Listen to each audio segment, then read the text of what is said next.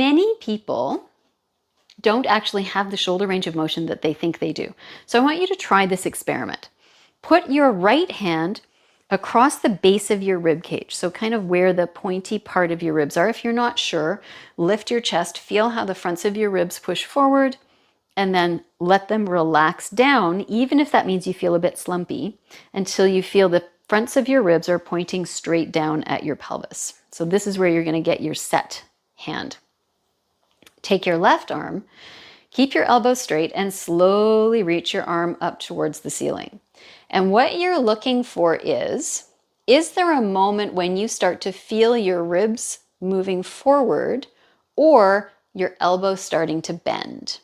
And both of those are indications that you've hit the end of your actual shoulder range. And if that place happened, not with your arm pointing straight up to the ceiling, then that's a really great place for you to start your work. So working on driving your arm up with control, avoiding pain, without moving your ribs and your spine, without bending your elbow, without taking your arm out to the side. You can really work on that. You can make big circles. We want to make something that